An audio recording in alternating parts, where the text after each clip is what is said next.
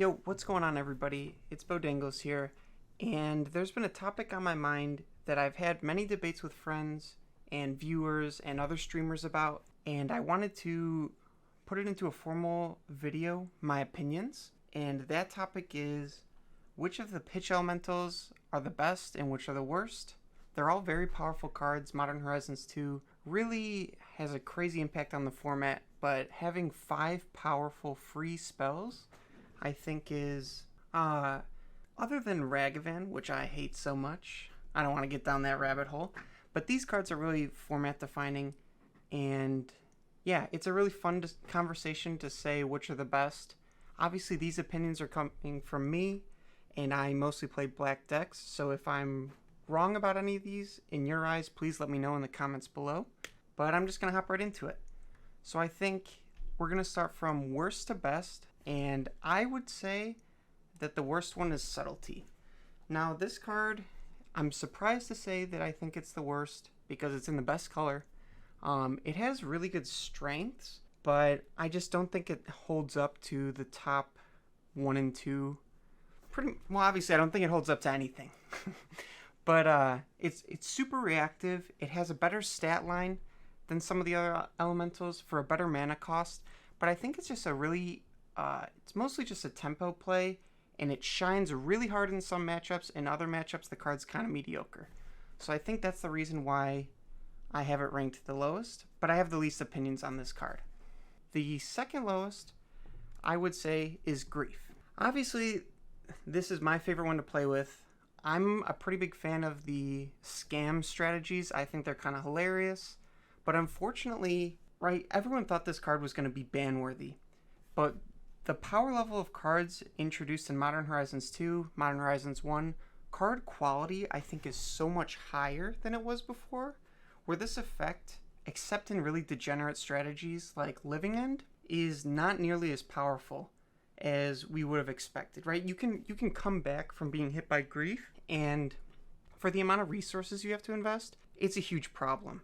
But like I said, the scam archetypes are pretty fun. They're not the best. And obviously this pairs well with cards like Ephemerate or Undying Evil, but I'm trying to evaluate these cards on their own first and foremost, and mostly for the pitch value sticks out in my head first. So the free discard is not as impactful as some of the other cards can be, and a turn 4 discard a card can also be pretty mediocre. Plus the stat line, I think this is the second worst elemental.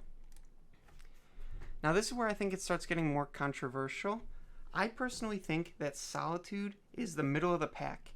While it's a super good card, it can be really great against strategies like Hammer Time. It can be great in control shells.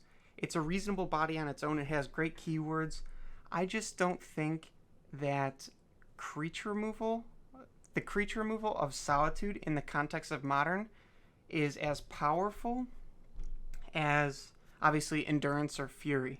But once again, at this point, I think it gets harder to differentiate which ones I think are the most powerful. But I think this is it's very good a lot of the times, but I just don't think it holds up to the other two for the reasons I'm about to describe.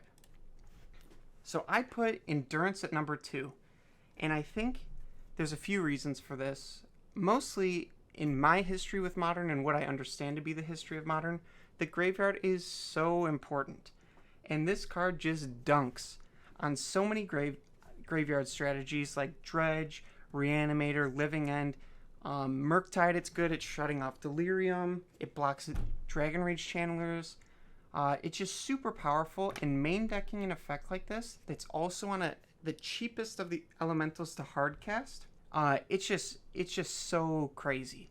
The stat line's great, like I was saying. It's just extremely powerful, and I don't think it can be overstated how good an Endurance is. And being able to main deck a blowout card like this for so many strategies and not feel bad about it is insane. So for those reasons, I think Endurance is number 2. And the final card on the list is Fury. I think Fury is absolutely messed up. I start stuttering even thinking about why this card's so good.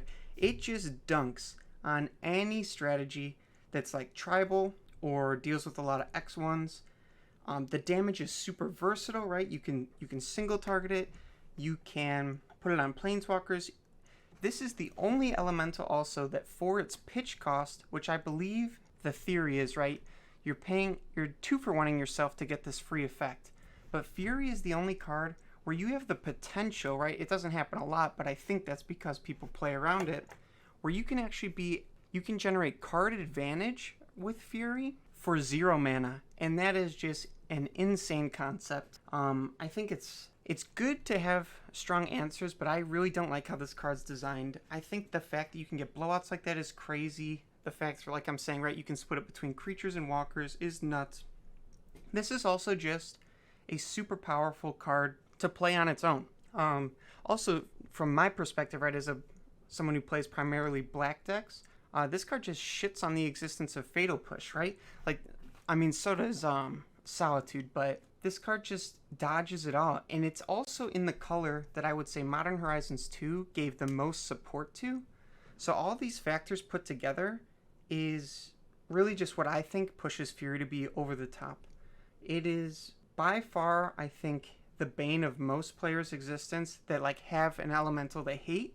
It's usually Fury, and I agree with it. But yeah, those are my thoughts. I probably have more, but I'd love to debate with you guys in the comments below. That would be awesome, because really I just want this to be a conversation starter. I would appreciate if you'd consider subscribing to the channel. I'm live on Twitch many days late at night. But yeah, thank you everybody for watching. I appreciate it. Let me know if you liked content like this. I've obviously never made a video formally for YouTube, so it's a little awkward for me, but I wanted to throw my hat into the ring and open up this conversation. So thank you all for watching. Have a great night.